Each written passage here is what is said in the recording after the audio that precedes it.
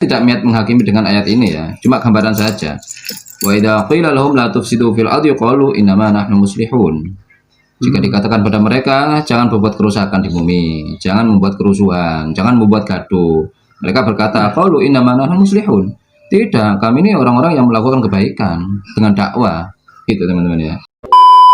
Assalamualaikum warahmatullahi wabarakatuh. Halo teman-teman, ketemu lagi dengan dua Bang Desa ya di channel Mr. Coach. Yuk mari kita ngobrol di channel ini. Yuk mari kita ngopi yang kental, ngolah pikir dengan share tapi santai. Nah, Nabi di akhir hayat yang ketiga khutbah mulai menggunakan aso dalam beberapa riwayat, kayu pendek. Nah, kalau dipakai panjang itu namanya bukan tongkat, itu namanya balok. Bukan tongkat, itu namanya balok.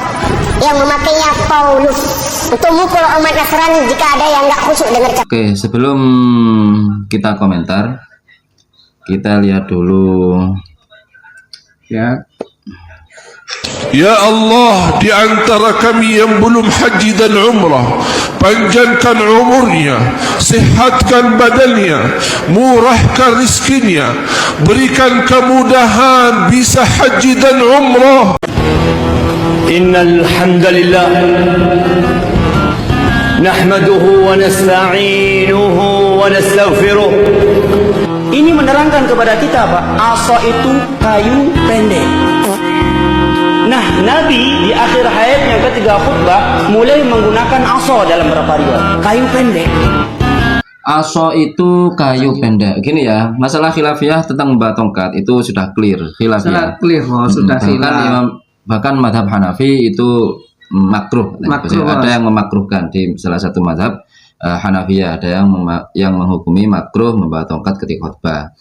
Di zaman Nabi itu bukan hanya tongkat, bisa membawa tongkat atau busur atau pedang, ya seperti itu. Intinya di sini tongkat atau apapun media yang dibutuhkan ketika khutbah itu untuk tumpuan si khotib, untuk pegangan, baik ketika dia untuk menopang tubuhnya, atau mungkin kalau khotib yang baru-baru bisa lebih percaya diri dengan adanya tongkat, atau menghindari rasa grogi ketika memegang tongkat itu bisa lebih pede. Karena apa? Grogi itu mungkin hilang bagi yang ya bos ya, atau memang berwibawa juga ketika membawa tongkat itu teman-teman ya. Dan tidak membawa tongkat pun tidak masalah, karena bukan termasuk syarat sahnya khutbah, nggak termasuk. Yang dipermasalahkan di sini oleh Wahabi aneh ini, Ustadz aneh ini adalah panjang pendeknya tongkat. Ini sekedar istilah saja sebenarnya bos ya, sekedar istilah kan begitu bos ya, istilah saja. Istilah tongkat, kalau menurut beliau itu tongkat itu harus pendek. Tapi ya kalau anak pramuka enggak bos? Umumnya kan begitu. Makanya umumnya tongkat itu pendek yang digunakan orang-orang itu bos. Ya separuh tubuhnya lah mungkin ya, separuh badannya. Kemudian si Ustadz aneh ini ngomong kalau tongkat yang tinggi itu namanya balok. Mungkin dia harus belajar dulu istilah-istilah balok itu. Di dalam ilmu matematika balok itu apa, ya kan? Di dalam ilmu konstruksi balok itu apa? Di dalam ilmu tawuran balok itu apa? Kalau di ilmu tawuran anak-anak pukul pakai balok ya kayu balok. Panjang segini cukup.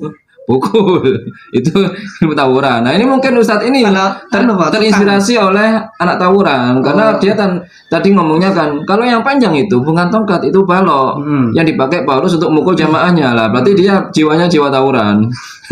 Kenapa konotasinya bisa mukul gitu loh?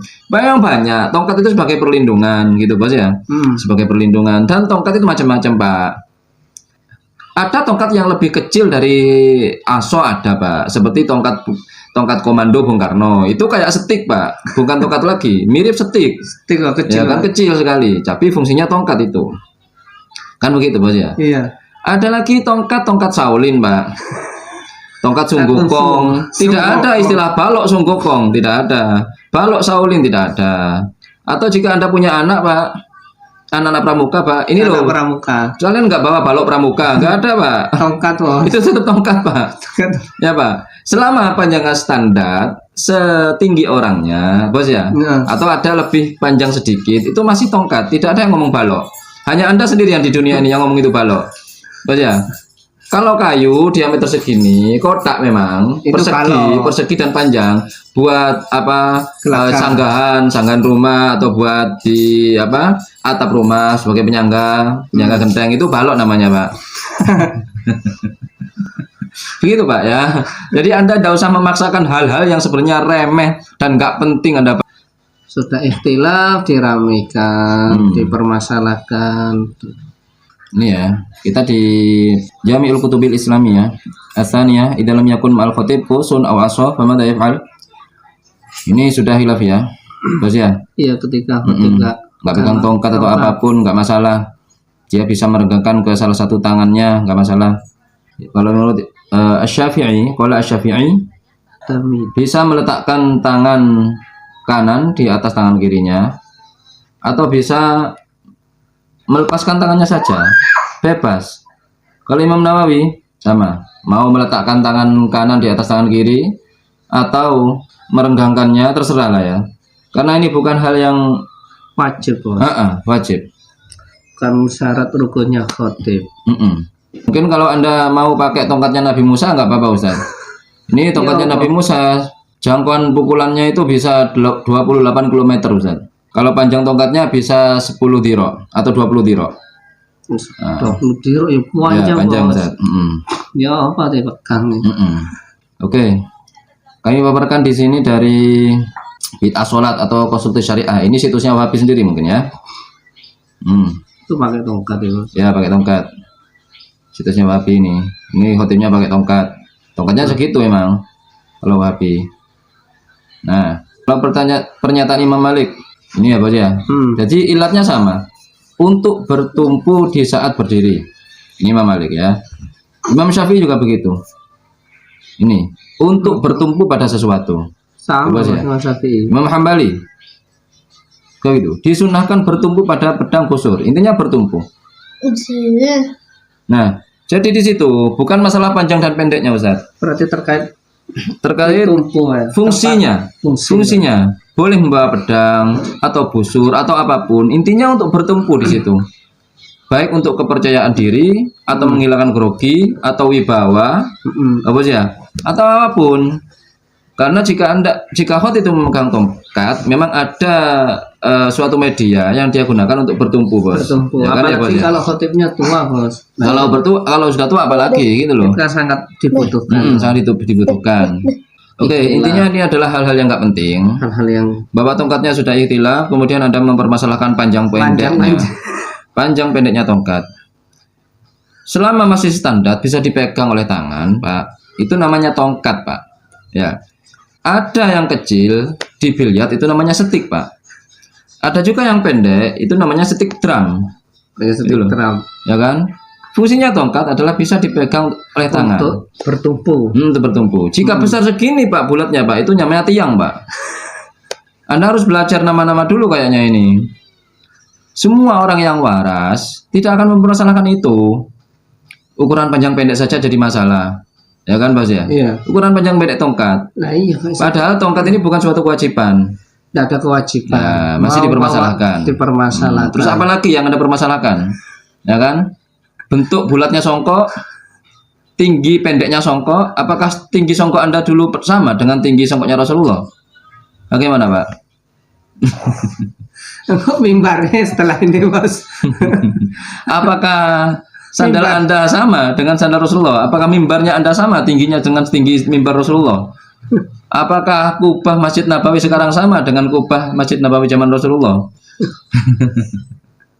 Ini hal-hal yang hanya orang-orang bodoh, yang hanya ingin mencari sensasi saja. Bukan mencari suatu permasalahan, bukan mencari suatu solusi untuk kemaslahatan umat, tapi hanya untuk mencari masalah-masalah yang sebenarnya tidak menjadi masalah, terus jadi masalah. Nah, begitu ya. Ciri-ciri mereka itu begitu. Hanya ingin terlihat eksistensinya saja, nggak peduli baik eksistensi buruk maupun baik, nggak peduli mereka. Yang penting eksis. Supaya terlihat berbeda. Supaya terlihat berbeda dan terlihat alim dan terlihat sangat teliti pada agama. Ya, salah satu contoh jika Anda mempermasalahkan ini, maka ini sama saja dengan mempermasalahkan mic zaman Nabi, tidak ada speaker. Itu kayak gitu ini. Karena bukan kewajiban juga. Saya daripada menanggapi hal ini, mending saya menanggapi ini saja sebenarnya, Bos. Ini perlu kita apresiasi, Bos. Mengatakan wayang itu nggak dilakukan Nabi, bukan ke sana larinya, bro. Wayang itu adalah metode tariqah para ulama Kanjeng Sunan bijaksana. Ketika masuknya Islam, dia adakan wayang, dia kisahkan cerita-cerita Nabi. Orang datang lihat, lagi ngapa ini? Cerita kisah Nabi. Asik dia duduk dengar dengan kelembutan keteduhan hatinya.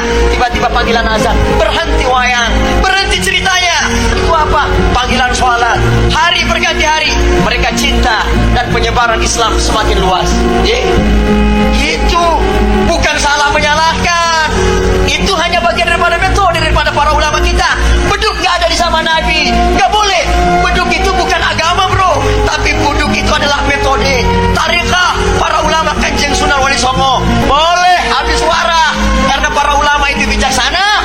Ambillah beduk, tok-tok, sak kampung ini dengar. Oh, itu ada beduk itu.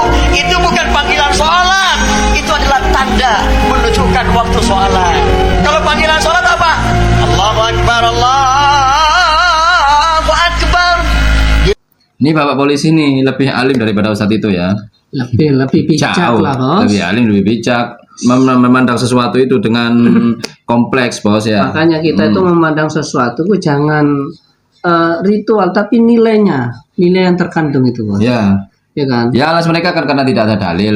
Ya, saya lebih respect sama Pak polisi tadi ya dalam menyikapi suatu hal daripada Ustaz Salafi ini yang mempermasalahkan hal-hal kecil yang sebenarnya bukan masalah, jadi ada masalah dan dibesar-besarkan agar mereka terlihat seperti orang yang sangat peduli dengan agama ini, padahal mereka hanya membuat gaduh saja, teman-teman ya. Ini mungkin sebenarnya mereka ini membuat masalah-masalah membuat umat menjadi rusak sebenarnya, membuat umat menjadi gaduh dan membuat umat menjadi resah. Sedangkan mereka merasa bahwasanya mereka berbuat kebaikan, teman-teman ya. Hal ini mungkin saya tidak niat menghakimi dengan ayat ini ya, cuma gambaran saja. Wa idza qila lahum la tufsidu fil ardi qalu innama nahnu muslihun. Jika dikatakan pada mereka jangan berbuat kerusakan di bumi, jangan membuat kerusuhan, jangan membuat gaduh, mereka berkata qalu innama nahnu muslihun. Tidak, kami ini orang-orang yang melakukan kebaikan dengan dakwah. Gitu, teman-teman ya. Ala innahum humul mufsiduna walakin la yash'urun. Nah, ingatlah sungguhnya mereka lah yang berbuat kerusakan, kegaduhan. Ya, tapi mereka tidak menyadari. Oke, Bos, itu saja, Bos, sebagai penutup, Bos. Ya. Memang sulit, Bos, kalau sudah menganggap yang paling benar, yang paling sunnah ya sulit lah. Oke, mungkin itu obrolan kali ini, mudah-mudahan bermanfaat, mudah-mudahan mencerahkan, mudah-mudahan berpikir lagi dengan jernih dan bijak dalam bersikap. Yang baik-baik semuanya datang dari Allah, yang jelek-jelek datang dari kami. Mohon maaf. Akhirul kalam. Assalamualaikum warahmatullahi wabarakatuh. Waalaikumsalam warahmatullahi wabarakatuh.